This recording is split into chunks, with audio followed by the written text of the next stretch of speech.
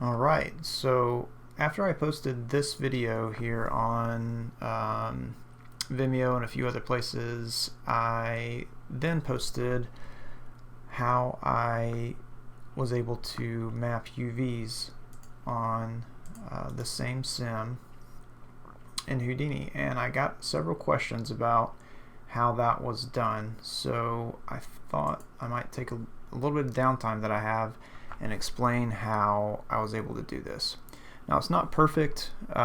There's still some issues with some of these seams, which we'll talk about as I get further into this recording. But for the bulk of, I think, viscous simulations like this, things are happening pretty fast. You don't really see the issues, and I don't know that these issues are really. I don't know that you're really able to overcome them anyway. At least from what I've seen, I haven't been able to. So I'm going to show you guys a method that I came up with for projecting these UVs on in chunks. A lot of people I've seen will do this. This is a continuously emitting source just outside of the crop here. I've seen a lot of guys that will project UVs onto their source and then animate those sort of at a similar rate as the fluid's falling, and that gives you pretty good UVs as well. That's a method that I might try to unpack in a video down the road sometime. And I've also seen people who will sort of at some point in their sim, say like right here, they will take this and then they'll project UVs on it and freeze those via like a rest attribute or something like that, and then apply that to the entire sim. And that's nice too, but at some point you start to get a lot of distortion. And I'm getting distortion here as well, but my line of thinking was that as the stuff's falling down, it's sort of at its most pure state, I guess you'd say, as it's falling. And so if I could capture regions as it's falling, put UVs on it, and then have those hold throughout the sim, I felt like that was what should be the most realistic thing to do. Now, I don't know if it is or not, but that's how I did it. So I'm going to spend a little bit of time talking through how I achieved this, and I'm not gonna do it on this exact same sim. I thought that it would be worthwhile to do it on a sim where the emitter isn't static. Like this emitter is just staying in one place, and that made it a little bit easier to do. And so I've got another sim where the emitter moves horizontally, so that throws another little curve in there that might be helpful for people who are interested in doing this. And also, while I've got this video up, I'll go ahead and show you sort of where some of this falls short. Like you can see right here where basically where there's these seams that I talked about in the Vimeo description. There's also a seam that's a vertical seam that's hidden. It's not facing camera. At some point I think it twists around and you start to see it. Yeah, right here. And maybe if people are interested, I'll talk about why that happens. But it's not necessary to know to be able to get your UVs on there, but we'll see. I don't want to be super long-winded with this stuff. And again, this is my first time recording something, so bear with me. Alright, so I recorded one pass of this a little while ago and tripped myself up a few times. I thought I'd be a little bit cleaner to just go back and redo this. So in Houdini, this is my new sim. I've got it cached out to disk, and you can see all we're really looking at here is cached sim, and I'm visualizing the position data as point color just to have so you can see a little bit of the definition in the folds and whatnot. Alright, so we've got a cached sim that's moving left to right. It's a continuous emitter that's just at a certain point in time just stops. And what we're going to want to do is take these points into another. You can do it all on the same in the same geometry context. Doesn't matter. Just for cleanliness sake, I'm gonna start a new geometry SOP, bringing these points in and doing all the UVs there. So I have my sim broken up into one object and my UVs into another. You can do it how you want. This is it's a little organizational thing for me. And I'm going to drop down a geo node and call this UV on points, call it what you want. And in here I'm going to put an object merge in. And if you remember, I copied that null object. You can just copy objects and then paste directly into object fields, and it brings that in. You can right now I'm ghosting other objects, but I'll hide them so you can see that I've got the points in my new GeoSop. Let's just call this merged points. All right, so after doing this one time and it being a bit confusing, there are several gotchas. I felt like the thing to do is to sort of build this in one chunk and then show how you can replicate that one chunk out into all your chunks for each loop. So let me just back out 1 second and show you kind of explain the rationale behind this. I think I may have already done it in the intro to this. Sorry if this is disjointed. I'm sort of starting and stopping and cutting things out for just the sake of time. I decided that at every I wish I could do it at every 24 frames, but somewhere down the line here, a 24 frame section of the fluid gets one of these folds in it. So I decided that at every 12 frames I'm going to apply the UVs. So in order to do that, there's one thing that you'll need to go back that you'll need to do during your sim stage. I have this baked into what I have cached, but just for the sake of explaining, since we decided that every 12 frames, or if you want to do it at every 24 frames, however you decide, for this sim, 12 is the right value. We need to group this. We need to operate on chunks of this sim at every 12 frames. And so the way that I thought about doing this, and knowing that Houdini, sort of in its for loops, one of the conventions that it handles is it expects geometry to be broken up and identified by the attribute class. So that's what I did here. I just created a class attribute on point level, and it's an integer attribute. But the trick here is to get this attribute to tick up every 12 frames. And you can see that's what I've got going on. You can see it right here. Every 12 frames, new points are getting that class value. And the way I did that was pre-sim, so like what you're feeding into the sim, which is just this flip source. I'm applying this class point attribute, and in its value, rather than typing in a hard value, I'm using $t times 2, which that just means whatever the current second is times 2. So the current time, so that's 1 second. This would be 0.5 seconds times 2. To avoid the float values, to avoid the decimal points, I'm using the floor expression. So hopefully people get that. But you can see, if you just watch over here, that as I tick up every 12 frames, that's adding 1. It's incrementing the class value by 1, and that's what we need. So doing that pre-sim, that's any points that are being simmed are going to inherit the point values of its incoming source. So that's how I generated these class values on the sim itself. And then when you're doing your work on UVs, you can isolate these chunks by class, and I'll just show you how to do that with a delete sop.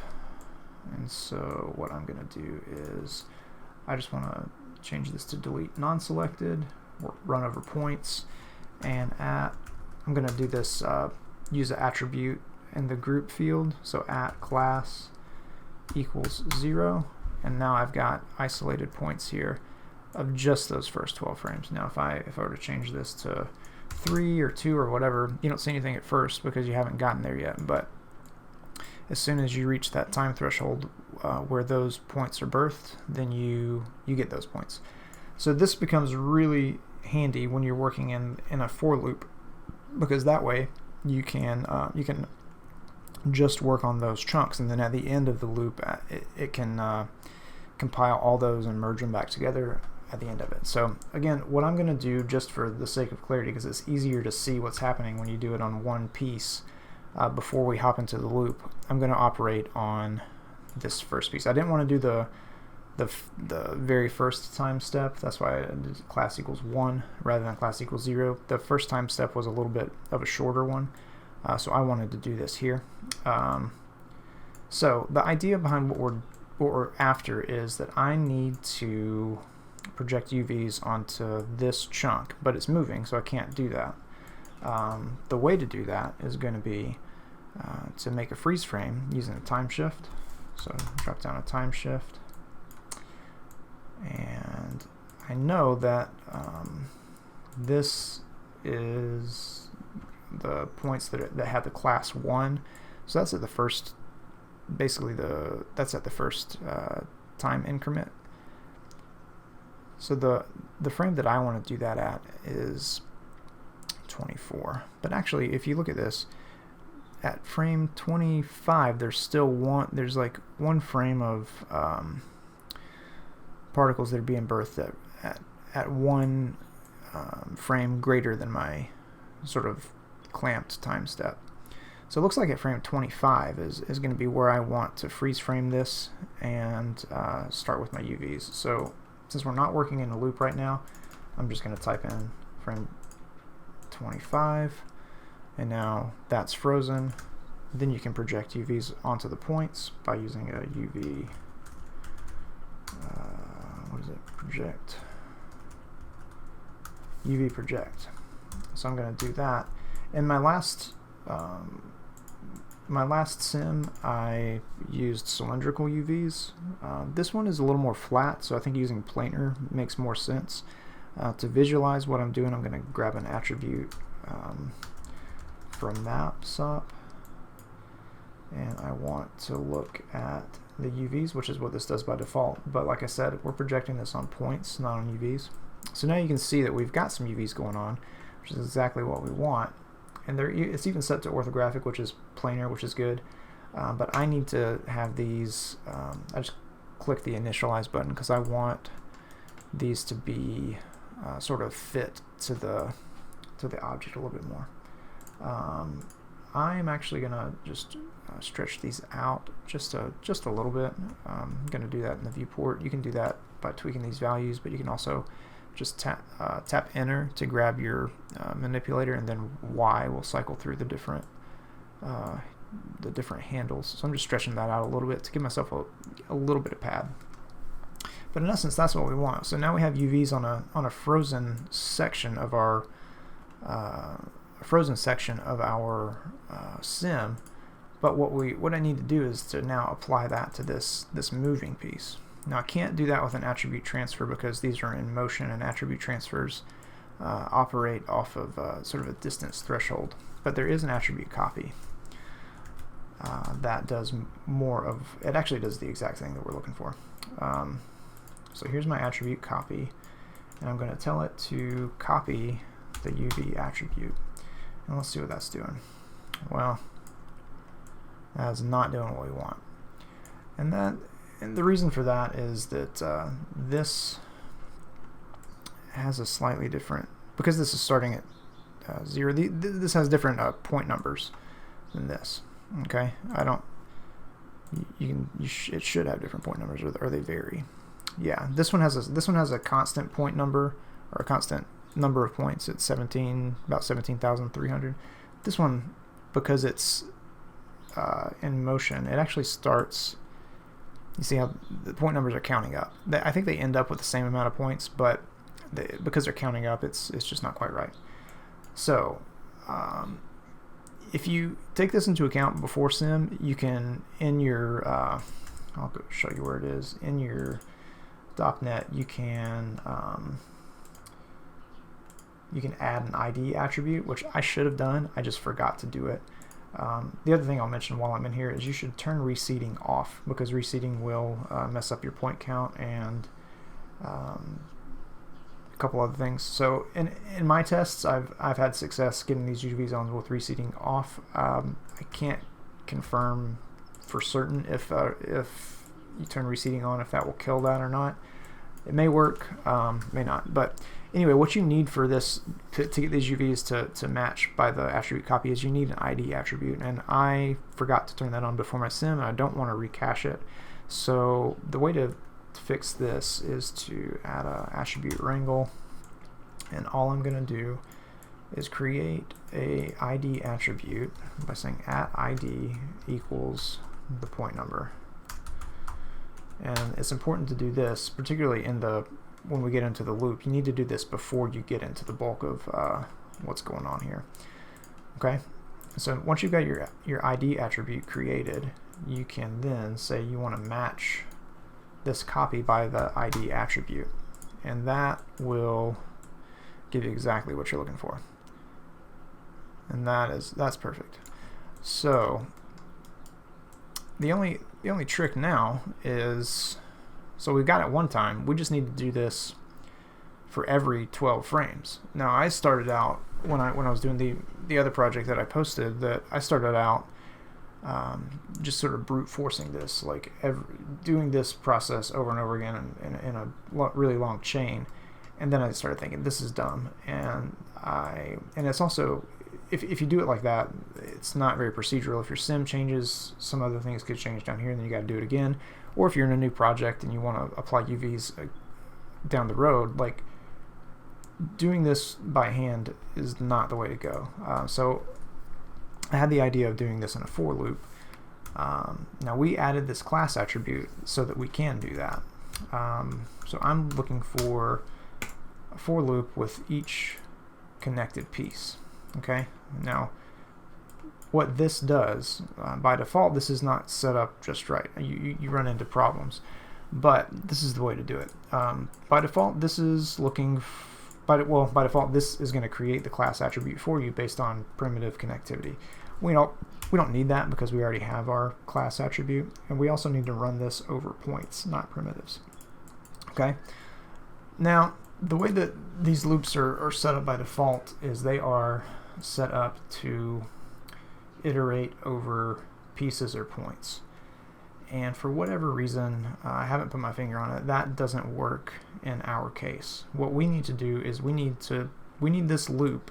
Basically what we're going to do is we're going to take this little operation that we created over here, and we're going to put it inside the loop, and we need that to run X number of times based on how many groups of freeze frames we have. And the way to do that, and the way to get this to function the right way, and this is what tripped me up for a long time, is this iteration method needs to be changed to by count. As soon as you do that, you get these errors, but that's just because there's a mismatch between the begin and the end. If you set a loop up to iterate by count, the input needs to be fetch input. Okay, so now we've got our loop set up with the right settings so that we can begin to apply the same methodology that we have over here, apply that inside the loop, and then have it compile all the sections when we're done. Lastly, we need a metadata node, and the reason that we need this is so that we can latch on to the iteration value of the loop. Like if this is going through for the first time, it's going to be 0. If it's going through the second time, it's going to be 1. And that's important because we need that information to pair with our class attribute to get this to work for each chunk. Alright, so how do we apply this sort of methodology in a loop? It's easier for me to work on these in a single pass rather than it compiling all of them at the end. You can just visualize it a little bit better. So I'm actually going to start with the first pass, which is 0. And the first thing we need to do is let's go ahead and make this time shift. And we want this time shift. Okay, so we want this time shift to branch off of our main import here, and we need it to be not the dollar frame. We need to use this iteration number to have a multiple of 12, right? So at iteration 0, this needs to be what we said, it would be 12. But actually, you remember how we had to go one frame ahead because there was like this extra little bit of emission. So we need this. We need this this frame to be referenced by an expression of the class number or the iteration number, multiple of 12, and then plus one frame. So that sounds kind of confusing, and it's a little bit of troubleshooting on my end to get there, but you kind of saw it over here. Again, this is why I like breaking it up. So I'm using class 1, so this is our second time step, and it starts at frame 14. Where is it? It actually yeah, it starts at frame 14 rather than frame 12. Or you know, we're adding class numbers at 12, but for whatever reason, the points that get that class attribute are one frame later, or it actually seems like 2 frames later. So knowing that, we just build that in, and let's see. So our time shift needs to be, we need to reference the iteration number, and you do that by using the detail attribute. So detail, you can reference this little help pop-up. You can reference to figure out how to use these expressions if you're not familiar with it.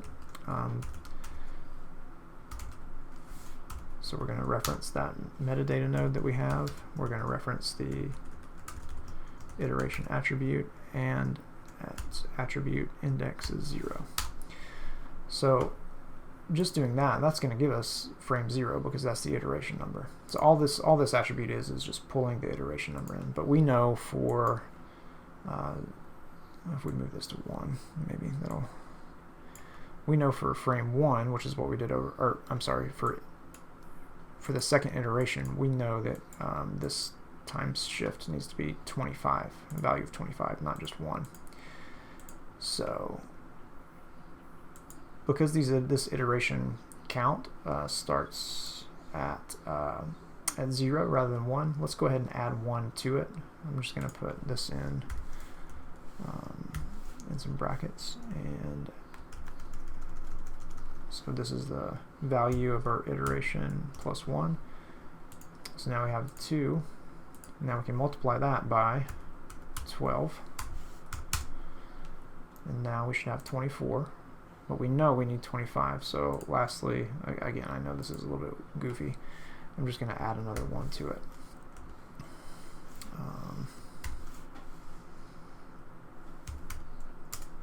Alright, so now we should have 25. Alright, so that's it's a goofy way to get there. We're sort of setting up these systems and then looking at what we're getting out of it. We're just kind of giving ourselves some attributes to hook onto, and then doing what we need to do to use those. So we've got the time shift set up right, so it's at the right frame where we determined over here that that's what we need. And the next thing we need to do is isolate these chunks of class by deleting. Okay, so we just drop down another delete SOP, and again non-selected points, and we're going to do the same trick.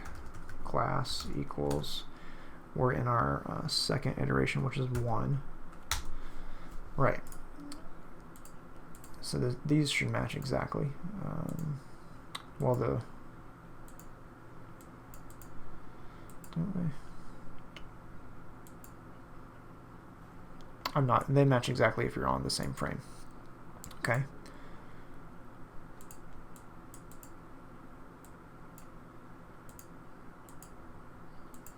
Right. And the reason they're not matching is because in this I still have, for some reason I've still got the first points. I can probably do it this way. Alright, so now these match exactly at at frame 25. Alright, and so what I need to do now is my UV trick. I can actually just copy this over. I'm going to copy my attribute just so I can see it. And let's see what we have coming out of here. Our points, as you can see, the points just pass through this, which is exactly what they need to do. Now we need to copy our attribute copy. And this is already set up to match at the ID. I'm going to transfer the UVs over. And now, same thing.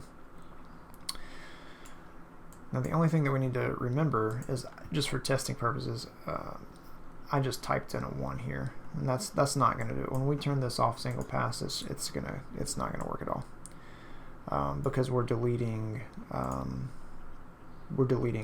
everything based on we're basically just isolating the class value, any points that have class value 1. We need to isolate, because we're in the loop, we need to isolate the class at the same iteration number. So again, we can do that by using our detail attribute, detail quotations, for each metadata 1, close your quotations, quote iteration 0. Alright, and now the only other trick is to get a text field to evaluate a expression and then return a string value of that to use in a text field. You just have to put these little backticks in there. It's the key with the tilde on it, or the tilde. So as long as you bracket your expression with that, Houdini is gonna evaluate this expression, and then you return a string value for it and use it in your text field, and that does exactly what we want it to. So now what's happening is you've got now if you look at this as a single single pass,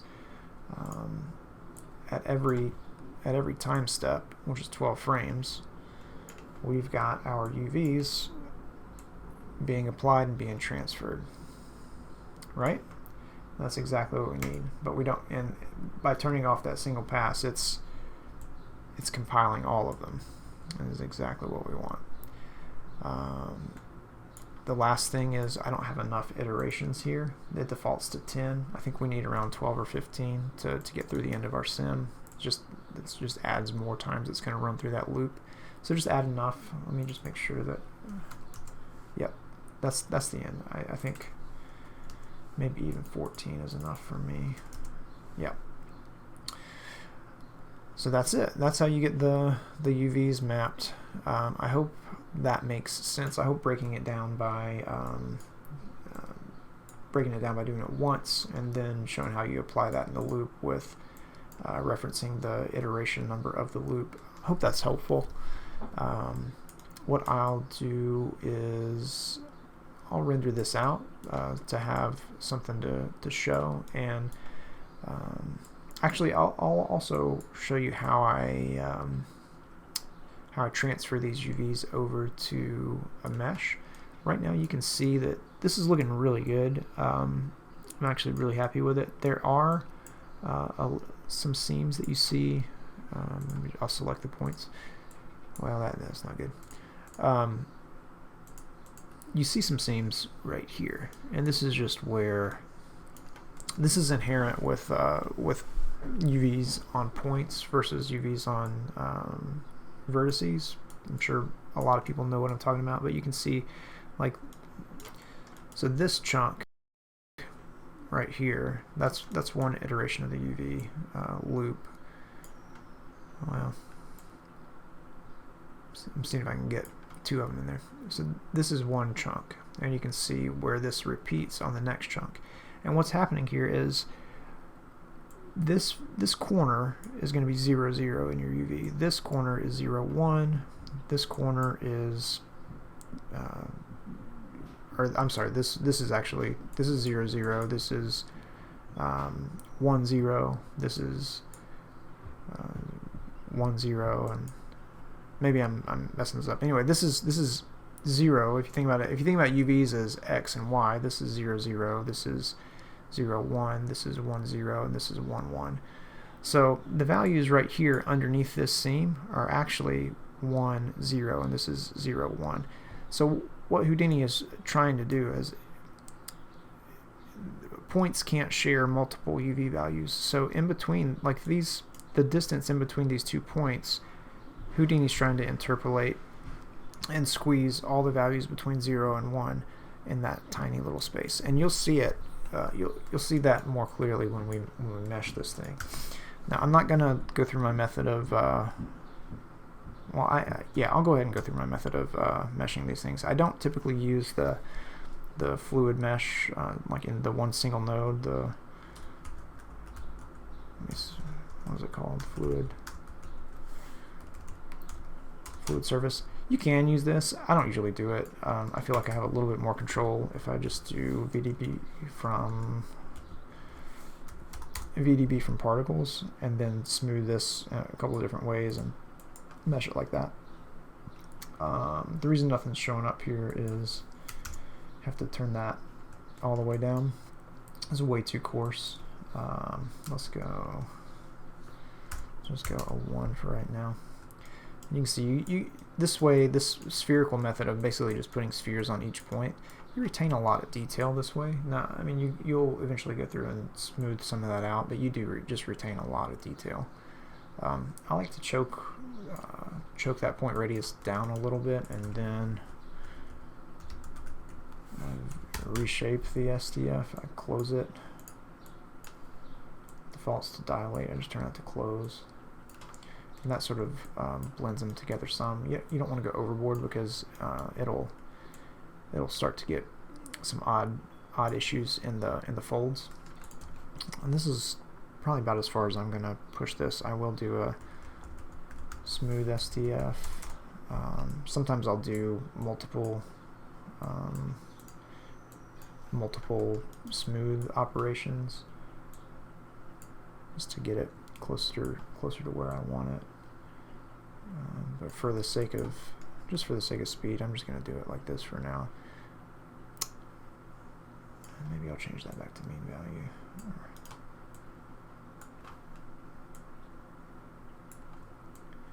Yeah, for now that's fine. That's good enough.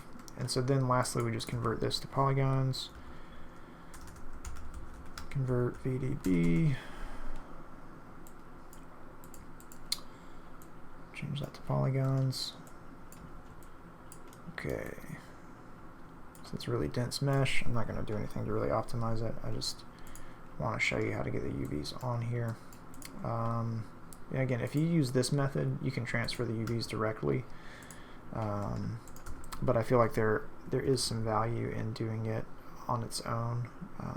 So I'm going to use attribute transfer to transfer my UVs from the loop to my mesh.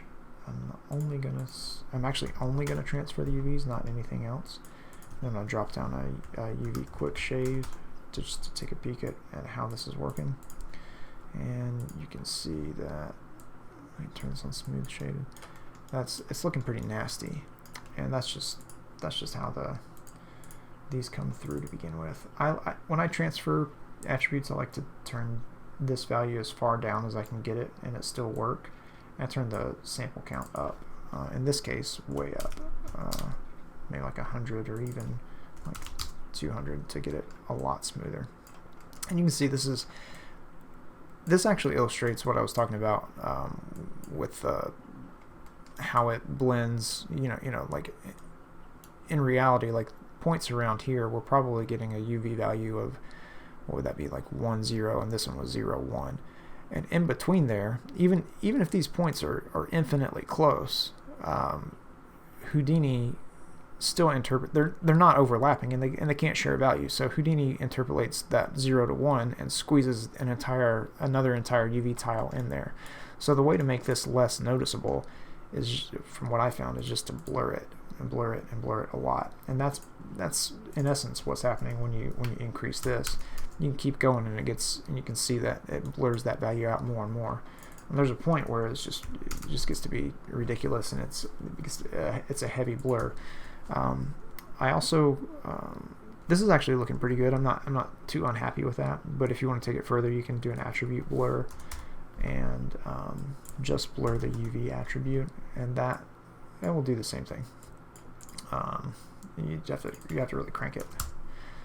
Take that up to 50 or so. You get some other weird artifacts. I might take it back down to 10, or even turn it off. You can do what you want, but that in short, that's how you do it, or that's how I've done it, and that's how I sort of ended up